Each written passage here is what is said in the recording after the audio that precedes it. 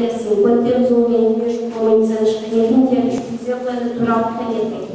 Aí devemos ter cuidado de decantar, mas à partida até podemos nem decantar. Podemos só vazar com muito cuidado, ou seja, antes de, se achamos que vamos fazer uma refeição e que vamos usar aquele vinho, então no dia anterior ou 2 dias antes, devemos colocar a garrafa na vertical e esperar que o pé sente. Depois devemos abrirmos, não chocar minimamente a garrafa, mantê-la na vertical e ir despejando devagar. Isso será o ideal, não será necessário decantar. O decantar, no sentido de filtrar, não é o ideal. Pronto, o ideal será deixar no fundo da garrafa uma quantidade de vinho que já não traga pé. Pronto, o pé fica no fundo da garrafa. O decantar, o passar com um decanter, realmente tem a função de oxigenar o vinho, de o tornar mais macio. A palavra pé ou borra é exatamente a mesma coisa. É a mesma coisa.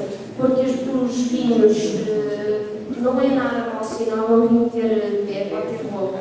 Até é bom sinal. Quer dizer que é um vinho que não é muito filtrado e por isso podem beber em garrafa. Um vinho que não tem pé nem borra nenhuma nunca pode melhorar. Porque é um vinho para melhorar com os anos, nem nunca será um grande vinho à partida. É natural que com os anos um bom vinho vá acumulando e vá ter um pé. Realmente, assim, quem não tem um decanter em casa, queira servir um vinho, tem muito álcool, por exemplo, hoje em dia muita gente gosta de vinho alentejano. O vinho alentejano tem bastante, tem um grau alcoólico elevado. Para que não abra e não sinta aquela sensação de álcool e não aumenta a boca, realmente é importante oxigenar. Se não tem um decanter, pode fazer uma coisa muito simples, faz a pão já, volta a pôr na garrafa, faz isto 2 vezes, em vez de estar 1 hora antes de ter aberto a garrafa e estar à espera para a refeição, já tem o vinho pronto a ser bebido. Basta, abre, vaza o vinho para um jarro, volta a pôr na garrafa, uma vez ou 2, consoante a intensidade e grau alcoólico do vinho, e tem preparado para beber. Muito bem, isto foi mais ou menos o que eu falei. Os vinhos jovens, até 15 anos, podem ser decantados entre 1 a 2 horas antes das refeições, ou então podem fazer aquilo que eu disse, que era usar para o jarro e voltar a pôr o vinho dentro da garrafa. Os vinhos com mais anos temos de ter muito cuidado, porque assim, os vinhos que têm mais, com 20, 30 anos, o que acontece é que já oxidaram, tudo que tinham oxidado, já tiveram aquele bocadinho que tem contacto com o ar ao longo dos anos, foi fazendo a oxidação do vinho. E o que acontece é que se nós deixarmos oxidar mais, se deixarmos num decanter, no fundo, quando vamos provar, já não tem sabor, já perdeu tudo, que é uma pena. O processo de prova, propriamente dito, como é que se faz uma prova de vinhos, que às vezes as pessoas acham que coisa tão complicada, não é? Isto não tem assim nada muito complicado, só convém que nós sabemos uma série de trâmites para sabermos provar um vinho. Então, o processo de prova pode-se chamar de prova organoléctrica ou prova sensorial. Sensorial porque realmente a prova de um vinho tem a ver com as sensações. E quais são essas sensações? O que é que nós vamos analisar? A cor, o aroma e o sabor do vinho. A prova está sujeita aos nossos sentidos e, por isso, consoante o grau e a sensibilidade de cada pessoa, conseguimos tirar mais ou menos elementos quando fazemos uma prova de um vinho. Não quer dizer que prove melhor. É importante saber determinados elementos, mas pode haver uma pessoa que não prova habitualmente vinho e que consiga ser muito mais objetiva do que uma pessoa que prova antes, porque pode não ter um paladar tão apurado. Então, analisamos 3 pontos do vinho. Fazemos a análise visual, a análise olfativa e a do paladar. Como é que se processa? Estou muito bom, mas pronto, também não é? Quando vamos fazer uma análise visual, é realmente importante termos um fundo branco, porque vamos analisar a cor, E alguns pormenores que já temos feito. Por isso precisamos ter luz e um fundo claro para que consigamos perceber qual é realmente a cor. Então, quando vamos fazer essa análise visual, conseguimos perceber qual é a intensidade e a tonalidade da cor, se o vinho tem transparência, se tem brilho, se tem fluidez, se tem presença de dióxido de carbono e fenómenos capilares a lágrimas. Isto parece ser uma coisa muito esquisita, mas eu já vou passar a explicar.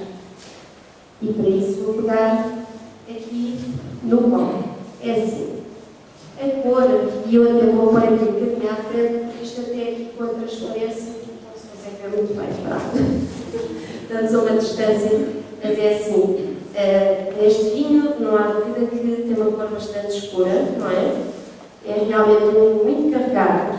Nós conseguimos analisar a cor do vinho na parte central do copo.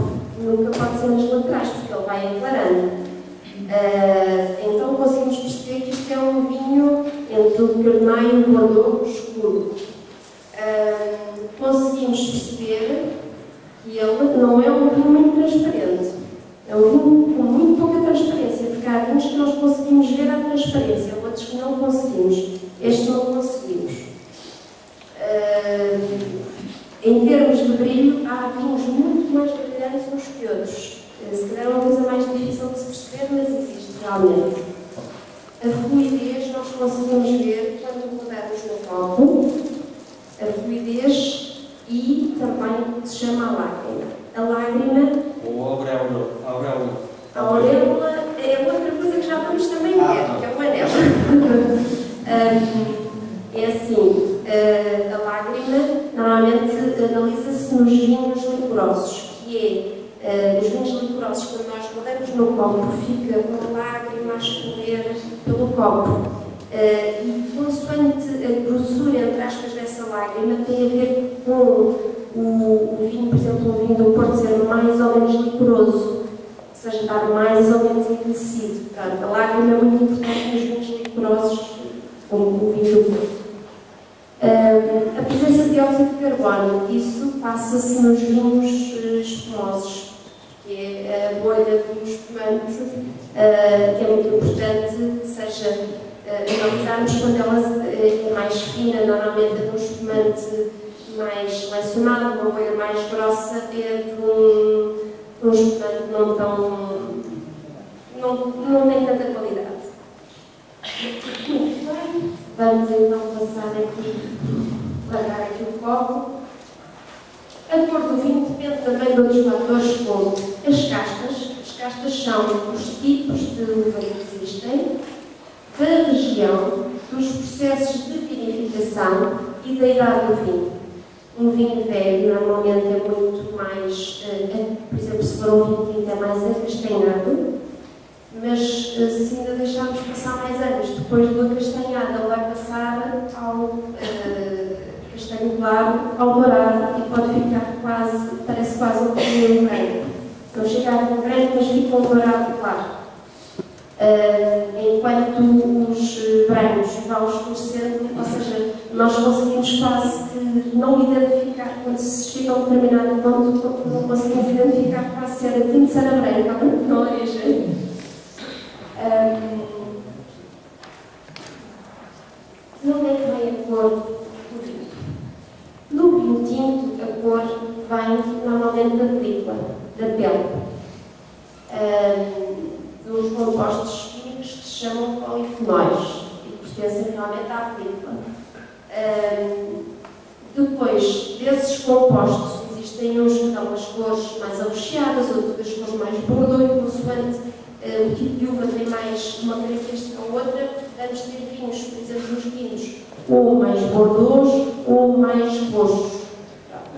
Porque é que, por exemplo, nós às vezes estamos a comer a chamada uva mesa e há determinadas uvas que nós conseguimos engolir a casca completa e há outras que não passam? Não, sabes porquê? É que umas têm muitos taninos, ou seja, são aquelas em que a casca tem muitos taninos, que é esse componente que dá cor. Essas muito carregadas castas são as que têm mais astringência, mais acidez. Não é mais acidez, é astringência mesmo. São rejeitadas, portanto, pelo... Não, é assim, isso é ótimo para o vinho, mas não para a uva de mesa. É, exatamente. É assim, por isso é que a uva de mesa não é a mesma que faz vinho. Porque o ideal para a uva de mesa é a uva, que depois no vinho daria um vinho muito claro. Pronto, não daria cor. Os taninos, pronto, como eu tinha falado, estão mais vermelho, mais ambar. No caso da uva branca, não são conhecidos os compostos que dão cor, mas a forma como se vinifica a uva branca, que ela não está em contacto com o mosto, chama-se o sumo não está em contacto com as películas, não ficam em contacto muito tempo e por isso não ganha cor também. Realmente, a cor do vinho depende também dos processos de vinificação e do clima. Temos, por exemplo, um vinho elaborado com as mesmas castas e produzido numa região quente tem tendência a ser mais escuro do que aquele que é produzido numa região fria. Exemplo disso, muito simplesmente, temos, por exemplo, o Alentejo e o Douro. Os vinhos produzidos no Alentejo normalmente são vinhos muito mais escuros e os no Douro são vinhos mais claros, ligeiramente translúcidos. Vou falar de mais um pormenor que às vezes se ouve, que é o anel. No vinho, o que é o anel? Agora, é um bocadinho aqui difícil explicar. Mas estão a ver, com certeza eu vou usar este copo para estar, por exemplo. Estão a ver aqui esta risquinha branca toda à volta. Aqui. Esta risca branca não é uma risca do copo, esta risca existe muitas vezes no vinho. Se nós olharmos bem para o copo inclinado, temos esta risca que pode ser muito fininha ou mais grossa, à volta do copo em cima. Isto, este anel, indica-nos o teor de álcool. Não o grau alcoólico do vinho, mas o teor de álcool que ainda não foi processado. Muito bem, em termos de variações, temos aqui um exemplo mais ou menos das variações de cor dos vinhos tintos e dos vinhos brancos. E quem quer fazer uma ficha de provas de cada vinho pode servir-se destes nomes do violeta ao rubio, ao granado, ao castanhado, dos tintos, nos brancos do quase incolor ao citrino, ao amarelo vago, ao dourado. Podemos usar estas cores pré-definidas, que são os nomes, entre aspas, de cores que usamos habitualmente.